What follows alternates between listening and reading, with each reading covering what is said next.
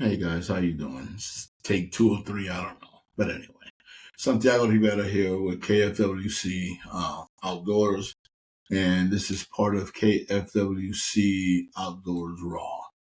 Raw meaning, okay, redeemed, awakened, and washed. Redeemed, Ephesians 1:7. You can look it up. Not going to go into that. Awakened, Ephesians 5:14. Check that one out. Washed, 1 Corinthians 6, 10 through 11. God has a purpose for all of us. I'm here to run the second part of my testimony, which is not going to be too long. I'm going to get right to the point. This one, I'm just going to share some stuff to segue into number 3. But one of the verses I want to share is Romans 8:28. We know that in all things God works for the good of those who love him, who have been called according to his name. And even in difficult times, God has a purpose in God's plan for us. So you know what, man? We can go through crap. And I believe now more than ever, everything that we go through in life, for believers, God has a purpose and a plan. It always works out for good. And I believe believers, man. I'm going to share real quick. I'm to the point with this Christian stuff, bunch of bull. I'm just being straight up, okay? The word Christian was a derogatory term used back in the day. And I can walk right out here in D.C. Half the people I talk to, oh, yeah, I'm a Christian too. Come on, man. You know, I am a disciple of Jesus Christ. I'm a follower. I'm a believer in Christ Jesus, who has magnificently and in ways that I don't understand changed my life. So, Father, I just thank you for this time, and I ask you, Lord, to just let me spew out words.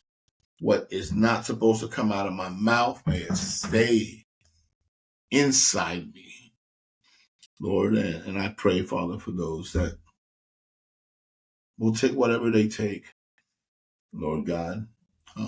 So I thank you for allowing me to share this testimony. Real quick, guys, I'm going to open up this little book here. There ain't too much in my life that I have saved and stored as far as pictures and stuff. My family has never been that type. And I thank God for my wife now that she has kept all kinds of things. But this Bible right here, Gideon's. This Bible saved my life. As I shared in my first part of my testimony, if you watched it or not, you can go and watch it. This Bible literally was on a counter at the Holiday Inn, room 115 in Key West. I even wrote all that down because as I shared, I wanted to return this book back. But anyway, man, I had a 38, put the 38 on the counter. As I put the 38 on the counter, the Bible fell down and opened up the Proverbs. It was already highlighted. The weirdest thing highlighted. I didn't even know what Proverbs was back then. But I remember the first proverb I read was, the fear of the Lord prolongeth days, but the years of the wicked shall be shortened. I'm about to kill myself, and I read that. It was over, man. The mouth of the just bringeth forth wisdom, but the froward tongue shall be cut out. When I started reading, I just kept on reading. You know, I read all the stuff that was highlighted in green, and then I just kept on reading Proverbs, man. And that's from Proverbs 10. And literally, as I shared, I woke up the next morning. The Bible stretched open on the bed. Sheets were still undone. I mean, I fell asleep, woke up scared, grabbed that 38, started walking out without the Bible, and then I said, I need it. Someone told me to take it, so I took it. And yeah, I left that hotel. I remember stopping off at in Florida City, and I said, I gotta return this book. I wasn't about to go back. So I wrote down the room number, and about a couple of years later, I wrote down the date. But yeah, this book saved my life when I was done, man. I was fed up. But anyways, I shared when I took off from my first part, I had just walked out of Mount Sinai from my crack addiction, walked out of the hospital there. Wasn't about to let no counselor who had never done drugs tell me about not doing drugs. And just the spirit inside me anyway. It wasn't that. It was the spirit inside me that had led me to believe, and rightfully so, that I would never do crack again. So I didn't need to be there. But I remember, like I said, I was walking 395. I had just made it over the first bridge, going on the second bridge. And I heard a and it was my mom. She went down, made a U-turn, came back, picked me up, tried to talk me into going back. And I told her, no, I know that God told me I would never do crack again. So anyway, let's move forward. But anyway, moving forward, okay, started playing a lot of softball, a lot more softball. Started playing softball like crazy. Got up with a couple of teams, one especially I'll never forget, man, Latin American Connection. And at this stage, it was right at the onset of the AIDS epidemic. But with Latin American Connection, man, there were some good guys, man. There was I was the youngest. These guys took me. I mean, they knew what I had been through. They couldn't believe it when they heard my story. They liked the part that I was at one point selling drugs and stuff. So, you know, got into doing some more foolish things, especially with softball, something that I always held at such a high esteem. I started drinking, um, drinking and smoking pot. Smoking pot was the first thing I wanted to do because when I was on crack, I never smoked pot. I mean, I didn't know. I didn't smoke pot, but I knew, I'll be straight up, man. I knew in my heart that I had to smoke pot because I needed to stay down. Pot, smoke enough of it, man, all I want to do is eat and sleep after a while, get the giggles at first and da da da da da.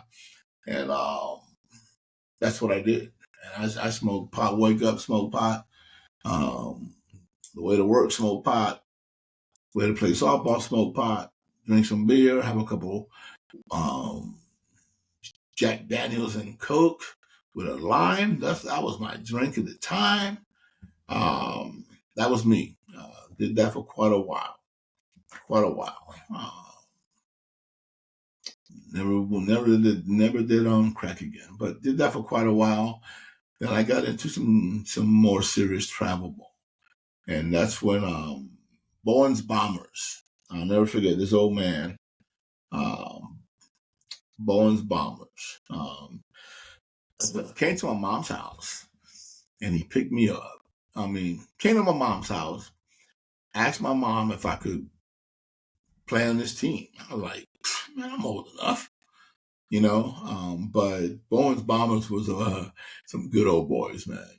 So here's this skinny little Puerto Rican dude getting ready to play with Bowen's Bombers, bunch of country Everglade boys, okay? And that's what they were, straight up, And I'll never forget, man, there was a big tournament at Tropical Park. And he looks at me, he says, Slick, I'm gonna come pick you up next weekend. I'll pick you up next Friday. I'll bring you back. I'll pick you up again. Because at that time I wasn't driving. I had lost everything because of crack. And I'll never forget, Mr. Bourne picked me up. And got my bag and you know, excuse me, walking to the field, and I'm looking at all these guys. I'm like, oh, bunch of rednecks. I'm in trouble here. What am I doing? And then nobody talked to me. I mean, literally, I walked in the field. Mr. Bourne introduced me and said, guys, this is one of the fastest players I've ever seen. And wait till you see him hit, run, and throw. He's got a rocket. And I was like, oh boy. I honestly didn't expect to play. And Bourne goes out for the flip. We got home team. We got visitors. He lost the flip. We got visitors. And he calls out the lineup, and he says, I'll never forget, Slick, you're leading off. I was frozen because he had called me Slick and my mom's, but I'm like, what the heck? Oh my God, one guy got pissed off.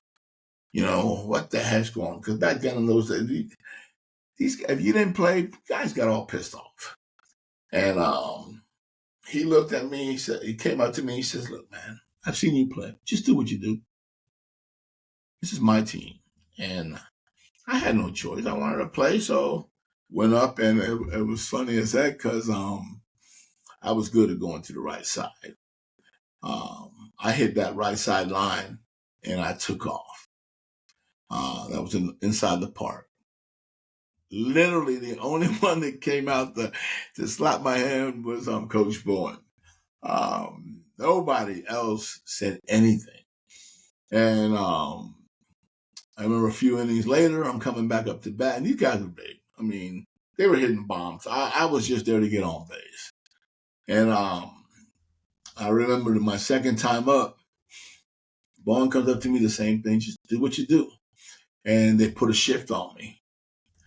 And I'll never forget, I hit that third base line, and I took off, and I'm running, and got home, and one of the guys came up to me and said, boy, I've never seen anyone run that fast unless they were being chased. And I laughed. I didn't care. I laughed. Literally that day I went 4 for 4. 2 home runs and 2 triples.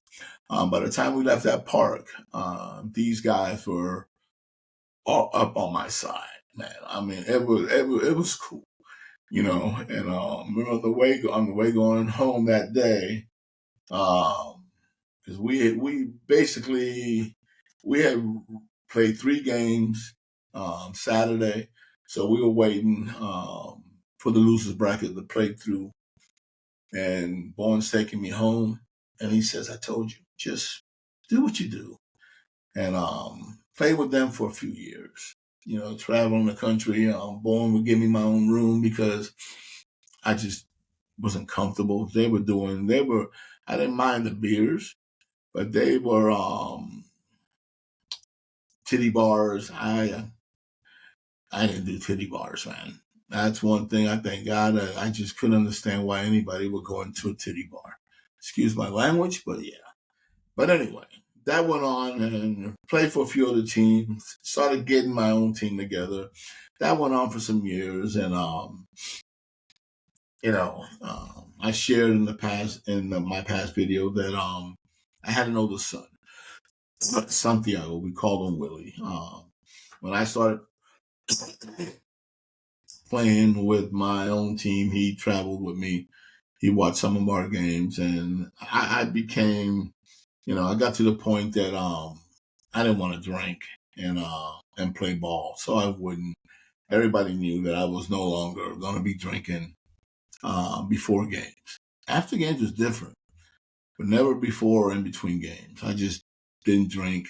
It was a weird thing, man, because I started praying. And for a while there, they called me the preacher because I would go to the mound, kneel down, and I'd pray. Sometimes some players on my team would join me. Sometimes they wouldn't. But it got to the point as they saw it more and more. And even as we traveled around, teams started joining in the prayer before and after the game. I started being called a preacher. Little did I know that was God working in me. just says something that happened. I wasn't going to church.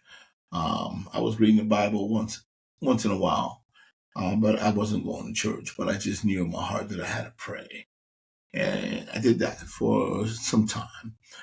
Met my youngest son's mother. Me and her, our relationship was just a mess. We had really nothing in common besides some things. I'm not going to get into that. But we got married. Funny thing is that I was playing for a Sunday team. I was playing for my local team at that time. I wasn't running it. A bunch of guys from Carroll City that my big man, Johnny D. Guzman, got this team together. I was playing with these guys, bunch of good boys. They were all older. They were the older guys. I always play with the older guys. But we were playing at Miami Lakes. We would play on Sundays at Miami Lakes. If I wasn't playing tournaments, I was playing there at Miami Lakes with the local guys. And we got into this relationship. And guys, I'll tell you that there was a lot of women, okay, in between this relationship. And once again, being straight up, I was abusive. I was the abusive type. Like I said in my first part, I believed even then, even though I was praying, that if a woman hit me, I'm going to hit her back. So I was abusive. I was a womanizer. The crack got out of me. I didn't care for the drinking. If I didn't have to, I didn't drink. But the abusiveness, I moved in with a lot of women in between that time. A lot of women. That was like an escape, man. It was like a flop house. For me, a woman was a flop house. Stay with this one 6 months, this one a year, this one 6 months, 3 months. That's just the way I was. But I ended up meeting my youngest son's mother. We dated for a while, and things didn't go good with her and her family, so she moved to Puerto Rico. She left to Puerto Rico. Actually, I sent her to Puerto Rico. She asked. I bought her a ticket. She went to Puerto Rico. I thought that was going to be the end of it. It wasn't. My mother really liked this girl. So she asked, let's get married. She talked to my mom. They created this wedding in Puerto Rico. I flew to Puerto Rico Friday night. The only thing that I said is championship. We had a championship game Sunday. I needed to be back. And my boys knew. And there's some of the boys that are going to watch this and they're going to remember that. But they thought I was crazy. They didn't think I was going to be back. But yeah, we got married Saturday. We had a big thing. We had the thing, and I needed to be back on that plane that night because 9 o'clock was the first championship game. And 8 o'clock that morning, I was on that field. And everybody was looking at me like, are you crazy? And my wife was there with me. I realized years later that I was really selfish, but I didn't care. That's the way it was. So year and a half later, my youngest son was born. And right before my youngest son turned 2, we got a divorce. It was time. I was verbal, never physically, but I was very verbally abusive. But literally, we had nothing in common. We never even went to a movie. Literally, nothing. I'm not going to talk about what we had in common. There was one thing that we had in common. But as far as doing anything together, I mean, literally, we never went to a movie, never went to dinner. I didn't care. I was going to play ball and I was working. That's the way it was. But we got divorced. And went back to doing what I was doing. Funny thing is, on both times that I've been divorced, was on my birthday, November 13th. That's when the divorces were finalized. You tell me the guy doesn't have a sense of friggin' humor? Come on, man.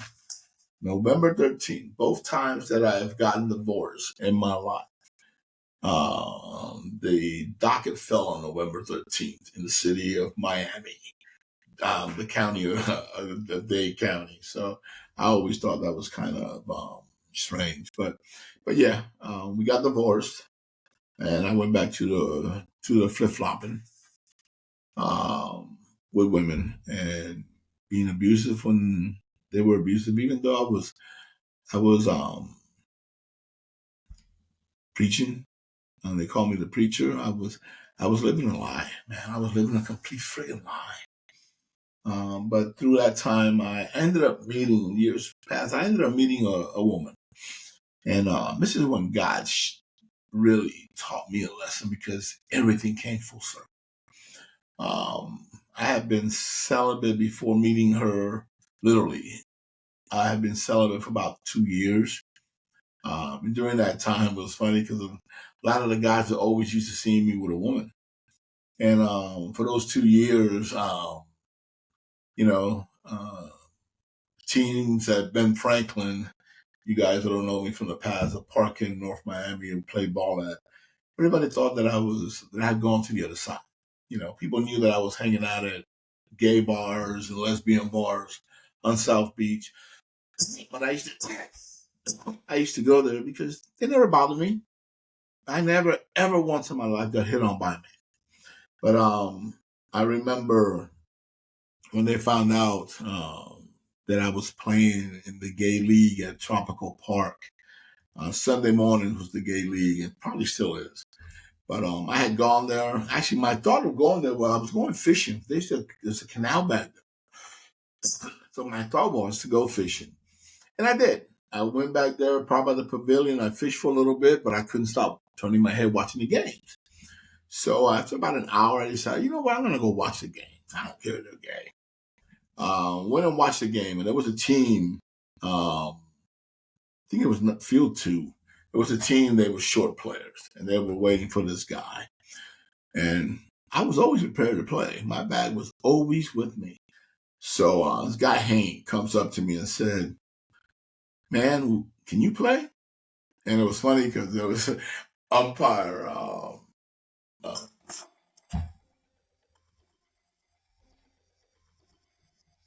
Sorry about that. There was an umpire, Cuban dude. Oh my God.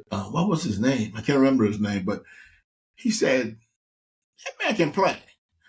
And I'm like, yeah, I can play. He says, you got your stuff with you? I said, I always do. It's in my car, in my truck, in my Jeep.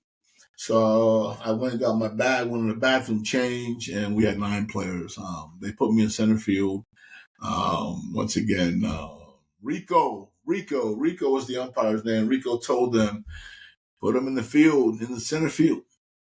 Put him in center field. He'll cover everything. And yeah, it was a fun time. We ended up winning that game. And later on, Hank asked me, he said, man, we've been struggling. We've got 6 more games, and we're always waiting on somebody. You want me to put you on the roster? And I'm thinking, yeah, man, go right ahead. I hesitated at first. But anyway, I started playing in the gay league. And literally the word got around. Rico started talking to people. Word got around. And I remember Charlie Graham, buddy of mine, came up to me and said, Jay, everything okay? I said, what do you mean? He said, you playing in the gay league? I said, yeah, dude. He goes, you haven't gone? I said, dude, come on. No. But anyway, let's skip that and go to it. I met this girl. I want to keep this short as possible this time. Met this girl, real short, Haitian girl, beautiful woman, professional.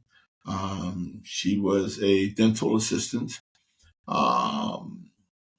just my type of person with the eyes at that time. But anyway, we hit it off. We lived together for about 4.5, 5 years. We ended up even getting a house together. But this full circle thing is that probably about 2 years into our relationship, 3 years, things got ugly. Watching a football game one day, and Dolphins did something. I jumped up screaming, and when I sat back down, she came out, thought she was going to give me a kiss, and she slapped me. Bang! Don't you ever yell like that again in my house. I got up. I mean, I did, guys. I'll be straight up. At that time, my belief was a woman hits a man, she gonna get hit back, especially me. And I went like this, and to this day, there was an angel to grab my hand, okay? Because I stood up, and I couldn't do it. I couldn't do it. And I was in that chair. I was stunned. In my recliner, stunned. And left it alone. The only thing I said is, don't you ever do that again. And 2 weeks later, boom, she did it again. Okay? Months after that, she did it again. And finally got to the point for a year and a half that literally I was being beaten the way I was being abused the way I used to abuse. I mean, literally, it became a weekly thing with her. You know, I remember one time we went on a trip to the Bahamas, and we had this bungalow, and the guy was bringing towels in, and something happened, and she got mad, and she hit me on the side of my head, and the guy looked at me, and I just brushed it off. The day that it got really bad was because there was always just one, and she would just leave it alone. But on this one day in particular, some months after that trip, she just wailed on me. I mean, wailed on me. And I had had enough. I felt inside that I could kill her. And I even told her, I said, you know what I could do to you if I were to hit you? And she got in my face, and I dare you. And it was like, man, I looked at her, and it was just, what the heck? I called the police. She says, you called the police? I said, yeah, I called the police. Well, wait till they get here. I'll tell them. And I remember opening the door. And back then I was pretty buff.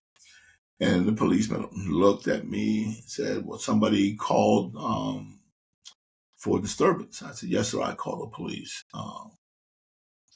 She has been abusing me. He looked at her and then looked at me, and because she was short. And he said, what do you mean abusing her? I said, can you see my face? Look at my neck, the scratches. And she comes running, and I'm going to keep on doing it. This is my house.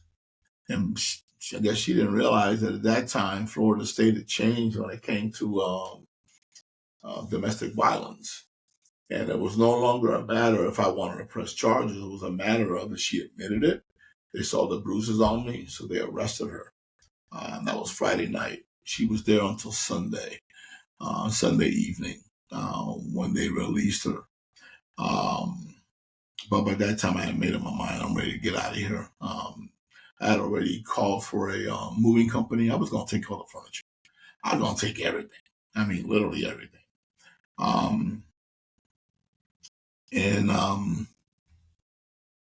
Truck came after she left to work to go Monday. She went to work. I knew she was going to be going for about 10 hours because she usually worked about 10 hours. Truck came. They started loading up, and just up and told me, Junior, no. I had given them a check, right? And I was going to pay the other check after they unload, and the other half. And I told the guys to do, now, can you guys just put everything back? He says, I can't give you this check back.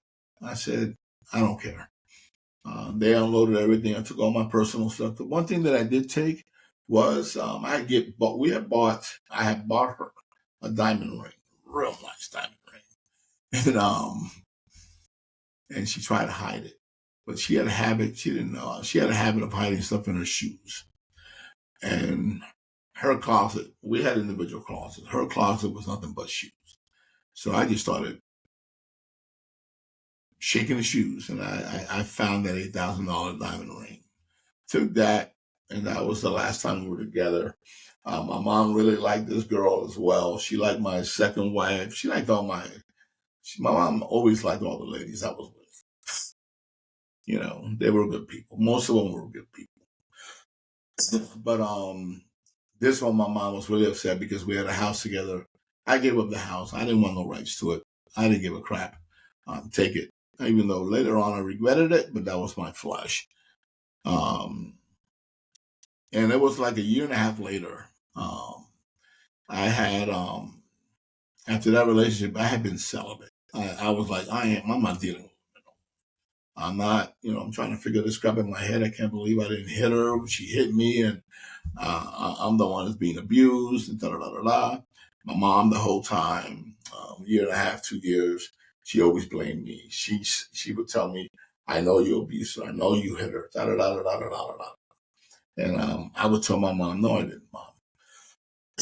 But I could understand why my mom would think that. Of course, my whole life I was abusive. My dad was abusive. So my dad was abusive towards her, and she has seen the way I was before. So she expected it. And I could understand, even though I hated it, but I could understand. And like I said, about a year and a half later, this person walked into my mother's restaurant. And I'm like, the heck is she doing here? My mom had asked me to help her that afternoon with lunch. So I did. She walked in, and I'm like, crap. And my mom ran to her, giving her a hug, and mom took her through the kitchen, back into the office. They were there for about 20 minutes, and then my mother comes out. And my mother has this look on her face. And she grabs me. She says, "I'm sorry." I said, "For what?" And she says, "She just told me that you never laid a hand on her, that she beat you, that she was always hitting you." I said, "Mom, I tried to tell you, but my mother wouldn't believe it." But anyway, it was like that time was like coming full circle. It was short after that. It was like a year after that I met my wife, Letitia. And that's when God really started doing a work on me. Um, Me and Letitia lived in Homestead. I lived in Miami Gardens, Carroll City. I hate that word, Miami Gardens. Anyway, I lived in Miami Gardens and met this beautiful woman. The first night I met my wife, we met on the telephone. Okay. Another one of my habits was these 1-900 numbers. I don't know, some of you guys remember those numbers back in the day. And that was another addiction that I had. Man, I would ring up hundreds of dollars worth of stupid. Back then, I would say I was a call girl because you would call these women to talk to and do some stupid things. But we met on a date line. This date line was a little bit different than the other lines I was calling, and we talked for off and on. And then my wife, funny, my wife, she wasn't my wife then. She decided to meet me. She met me at, I think she'll probably say it right, Malls of the America. I don't, one of those malls down south.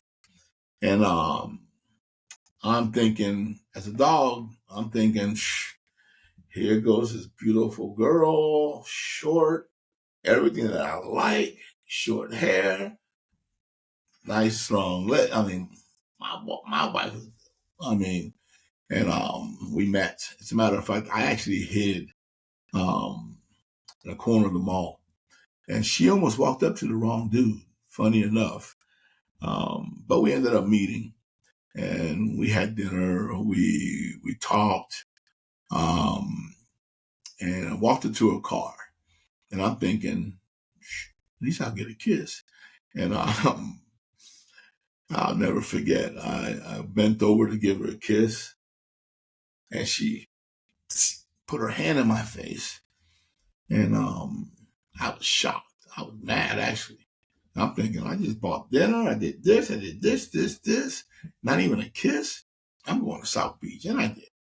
Back in those days, I was a South Beach guy. I hung out with the Clevelander, never paid for parking, but did that. But the funny thing is that this woman, we dated. We dated for a bit. I remember taking her to my favorite club at the time, was a local club, Casanova's. Took her to that club that night, and this was after she didn't like going to clubs. So I had her it was few months before she would go to a club with me, and always met me in public.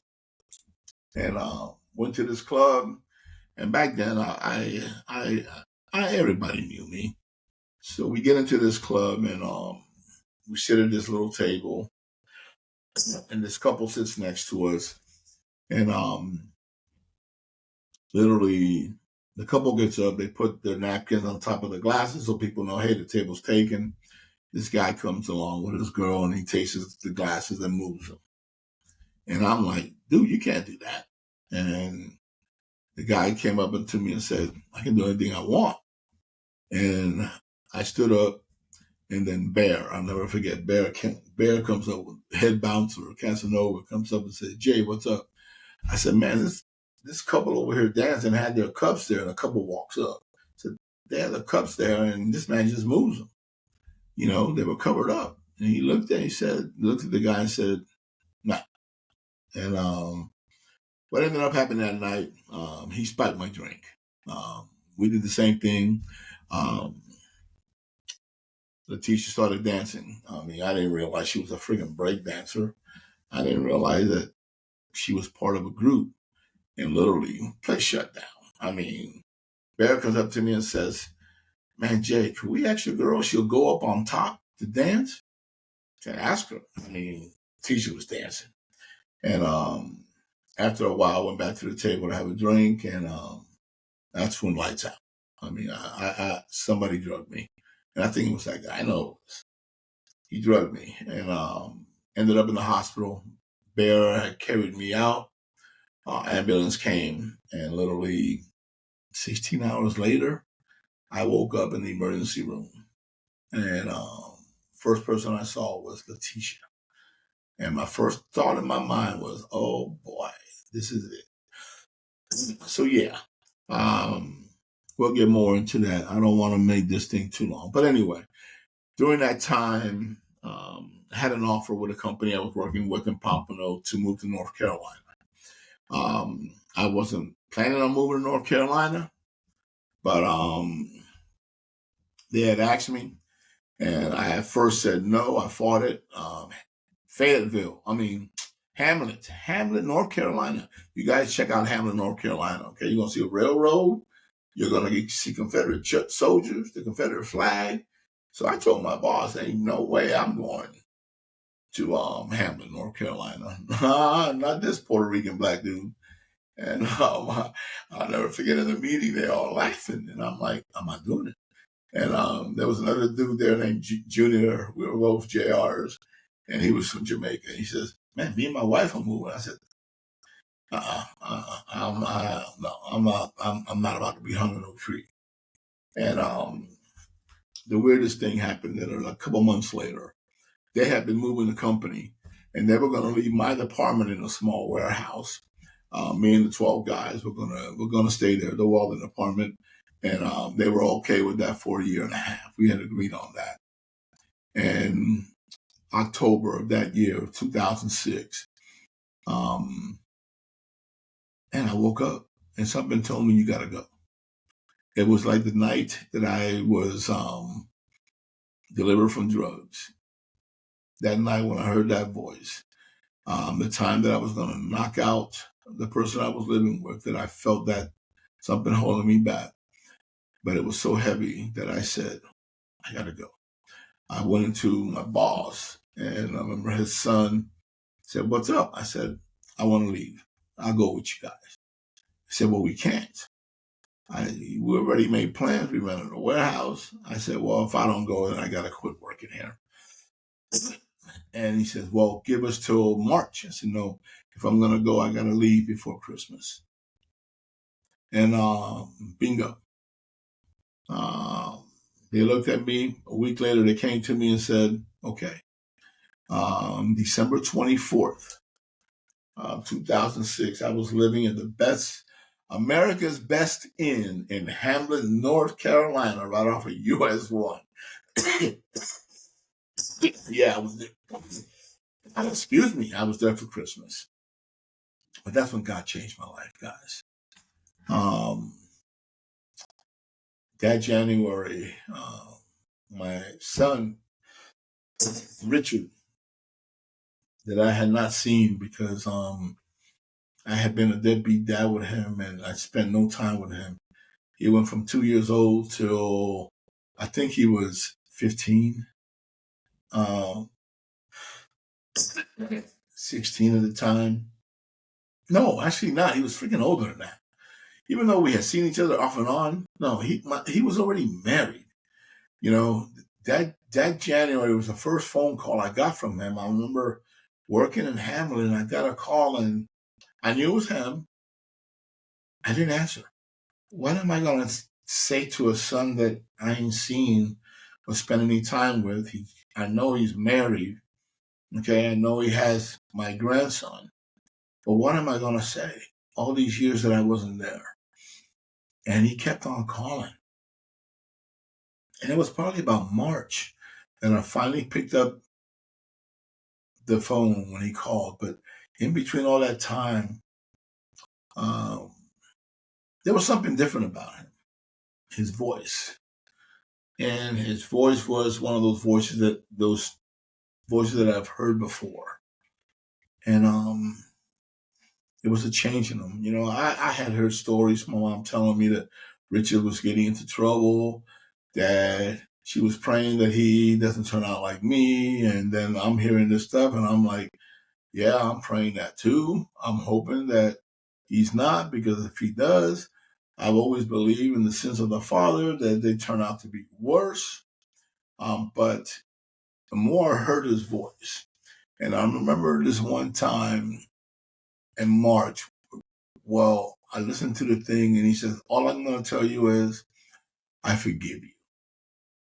God told me to tell you that I forgive you. That was the message he left me. And that changed my life. Called him back about a week later. I had talked to the people about it. I talked to my secretary, Jamie, and we were in the office that day. She goes, why don't you call him now? And I called him. And what he did was invite me to an event at his church, which was, I'm trying to remember the name of the event now. Oh Lord, it'll come to me. But he invited me to an event at the church. I knew he had my firstborn grandson, Isaiah, and I was willing to do anything. You know, I was willing to do anything just to make it up. I just didn't know what to say. So he invited me to Freedom Weekend was the event, Freedom Weekend. He invited me to this Freedom Weekend thing, and I went there. I was hesitant at first. I remember on the way there, he calls me up, and they got me in. Then he called me up and said, well, there's no space for you. And I'm thinking, what the heck? So what am I going to do? But anyway, I went. I met Cece, his wife, and I saw Isaiah, my grandson, for the first time.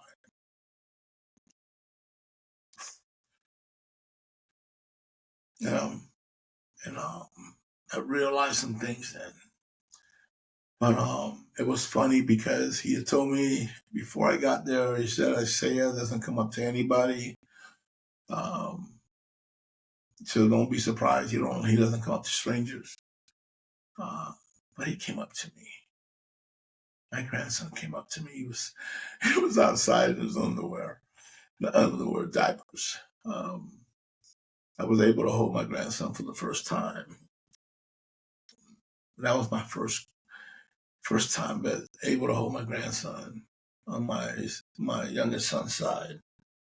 And but I was thinking, okay, now what? And right there, Cece gets a call and says that some dude that was supposed to be at Freedom Weekend just got called to go to Alaska. He was some engineer or something, and that they had that opening for me. That weekend, guys, changed my life. I was willing to do anything. I really wasn't there. I didn't care about even though I was going to church. I found a church home in North Carolina. I wasn't deep into church. And that weekend changed my life. Got there that Friday night. I saw Richard. He was running around setting things up for everybody. We weren't allowed to have no phones. We weren't allowed to have no TVs, nothing. They hooked me up with this, sharing a room with this dude that I didn't know. We met that night for worship music. I was into worship music because I'd always listen. Even when I was doing my jump, man, I always listened to worship music. They started with worship music that night, stood up, and I'm like, this is okay. But these people next to me, I don't know about this. And I remember when the worship music stopped, and I'm going to rush this real quick. The first thing the pastor says, I mean, this man's staring right at me. I got this one dude, hairy dude next to me. I got another dude with tattoos next to me. And I'm like, my inner thoughts are going, I don't belong here. And the pastor says, stop looking to your left and to your right. And he looked at me. I'm like, I'm not even staring at these dudes. And he looked at me and said, stop looking to your left and to your right. Stop worrying about those next to you. You are here for you. And it wasn't like he was talking, that he picked me out. He was talking to everybody. But for me, he picked me out. And that's when God really started working in my life. That night, during that service,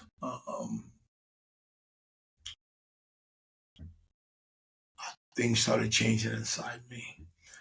I remember we had dinner and everything, and my roommate broke down over the toilet, broke down, and he accepted Jesus Christ in the room, and I'm thinking, like, what the heck's going on here? But that next Saturday night, that's when God hit me. When that man touched me, I'm seeing these guys falling out. I wasn't believing in falling out. I used to see that when I was a kid. And these grown men falling out. And I'll never forget when that pastor touched me and I woke up, I was on the floor. I was like, what the heck? And my life changed that night. I believe I was saved when I was about 9 years old. Because I told my mom. But that night I rededicated my life to Christ, and things changed after that. Deeply changed after that. And this is where I'm going to leave it here. That weekend, you know what? Let me go a little bit more, because that weekend, I remember Sunday, they called me to share my testimony, because I had shared a little bit about my past.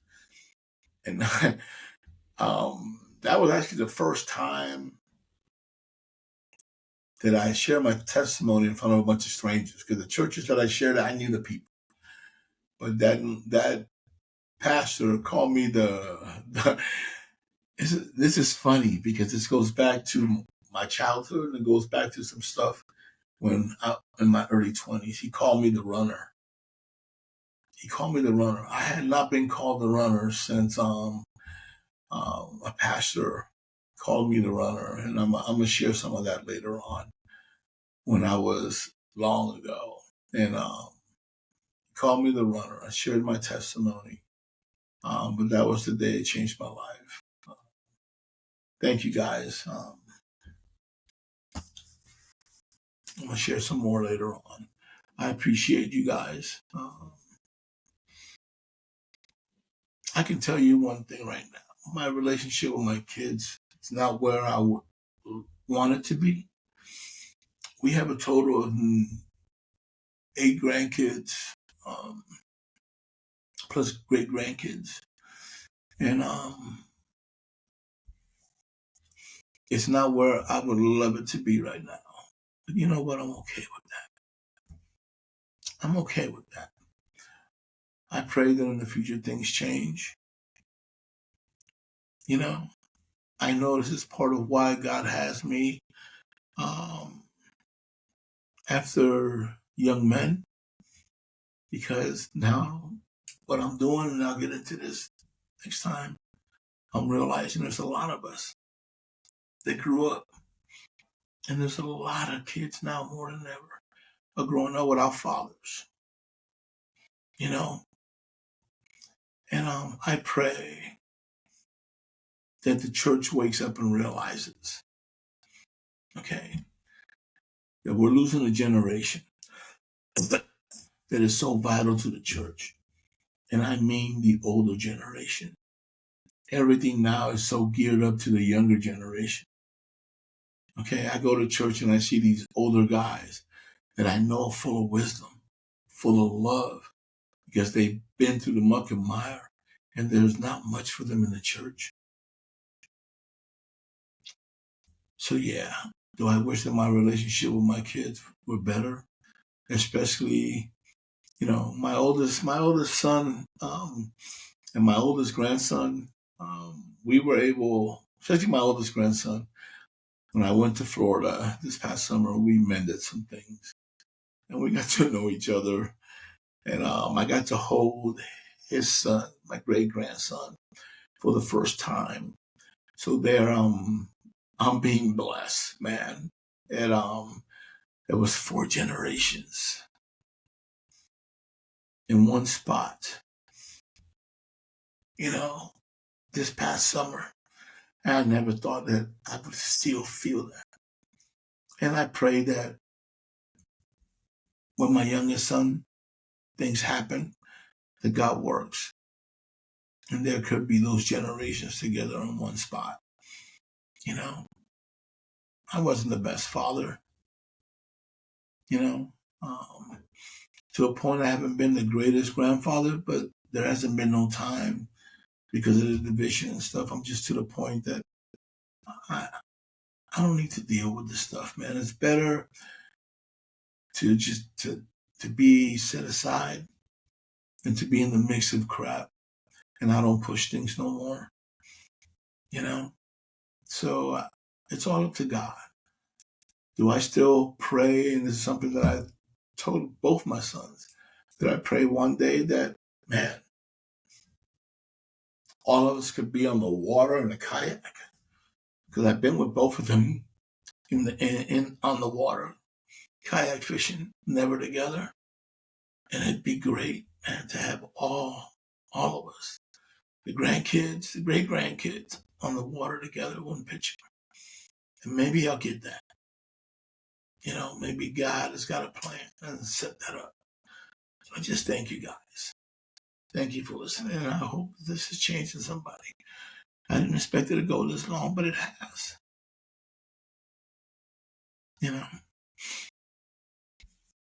Peace.